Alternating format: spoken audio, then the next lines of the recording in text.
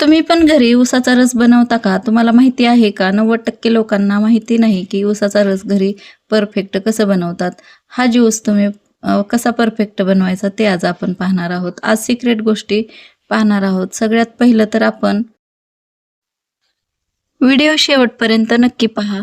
आज सिक्रेट गोष्टी आपण पाहणार आहोत. या व्हिडिओमध्ये ऊसाचा ज्यूस कसा बनवायचा, ऊसाचा रस घरी कसा बनवायचा ते पाहणार आहोत. तर व्हिडिओला आपण वेळ न लावता सुरुवात करूया. सविताज किचनमध्ये सर्वांचे खूप खूप मनापासून स्वागत. सगळ्यात पहिलं आपण गूळ घेणार आहोत. गूळ घेतला आहे. तर हा गूळ आपण परफेक्ट कसा घ्यायचा, चमच्याने आपण हा गूळ मोजून घेतला आहे. 4 चमचे असं बघू शकता एका बाउलमध्ये घेतला आहे. तुम्हाला जर 4 चमचे गूळ घ्यायचा नसेल तर तुम्ही कट करून अर्धी वाटी किंवा पाव वाटी असं मोजून घेऊ शकता. तर इथं मी 4 चमचे असा घेतला आहे आणि अर्धी वाटी असा गूळ घेतला आहे. तुमच्या आवडीनुसार तुम्ही गूळ कमी जास्त करू शकता.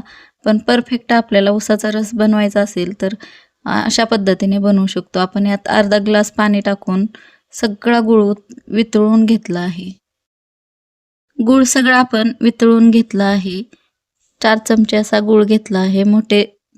मोठा चमचा असतो टेबलस्पून, त्या चमच्याने गूळ मी मोजून घेतला आहे 4 चमचे असा. थोडासा कचरा वगैरे असतो ते गाळल्यामुळे वरती येतो. तर फ्रेश अशी मी पुदिन्याची पाने घेतली आहेत. कुंडीत लावलेला हा पुदिना आहे, फ्रेश आहे आणि धुवून स्वच्छ घेतला आहे. फ्रेश पुदिना घ्यायचा ऊसाचा रस बनवण्यासाठी, म्हणजे हा ऊसाचा रस एकदम परफेक्ट बनतो. पुदिन्यामुळे ह्या ज्यूसला एक भन्नाट अशी चव येते. तर पाहू शकता तुम्ही त्या गुळाच्या पाण्यात आपण हा पुदिना टाकला आहे. स्वच्छ धुवून घेतला आहे अगोदर. इथं काळं मीठ टाकलं आहे मी अर्धा चमचा असं. आणि अद्रक टाकायचं आहे. खिसून टाका किंवा अशा पद्धतीने टाकलं तरी चालेल. अद्रक मात्र टाका. अद्रकने चव खूपच छान येते ह्या ज्यूसला, ऊसाच्या रसाला आपल्या.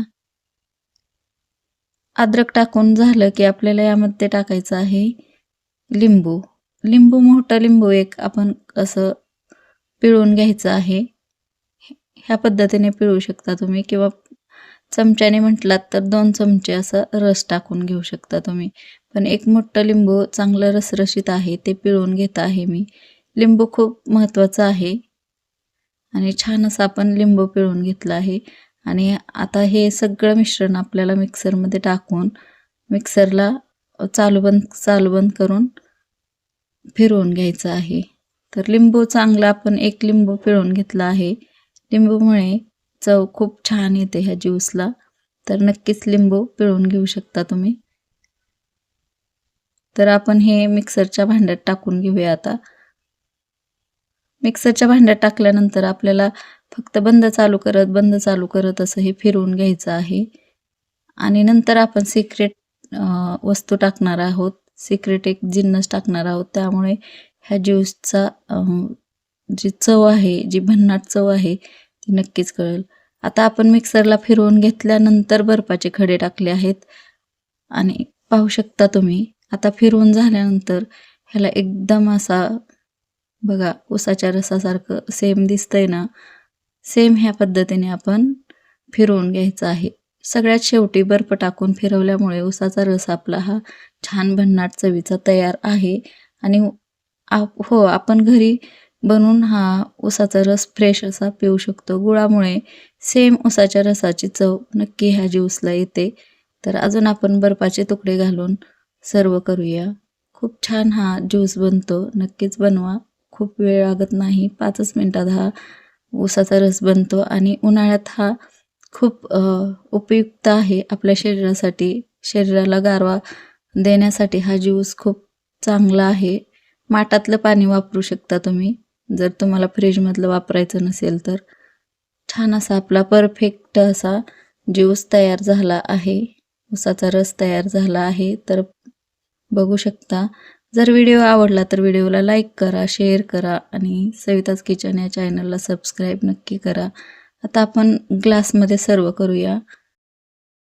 रसाची चव छान भन्नाट येण्यासाठी आलं, पुदिना, लिंबू आणि काळे मीठ आपण घातले आहे. यामुळे ह्या रसाला अगदी बाहेरच्या ऊसाच्या रसासारखी चव येते. नक्कीच तुम्ही एकदा ट्राय करून पाहू शकता. एकदा नक्की ट्राय करा आणि हा ऊसाचा रस घरच्या घरी कसा बनवायचा आणि एन्जॉय कसा करायचा ते पहा. खूप छान चव भन्नाट येते ह्या रसाची आणि उन्हाळ्यात आपल्याला शरीराला थंडावा देण्यासाठी खूप उपयुक्त आहे. नक्कीच तुम्ही बनवू शकता. पुदिनासुद्धा, लिंबू, काळं मीठ आपल्या शरीरासाठी खूपच फायदेशीर आहे. तर नक्कीच ही ऊसाच्या रसाची रेसिपी ट्राय करा. भेटू पुन्हा अशाच नवीन रेसिपीसोबत. तोपर्यंत धन्यवाद.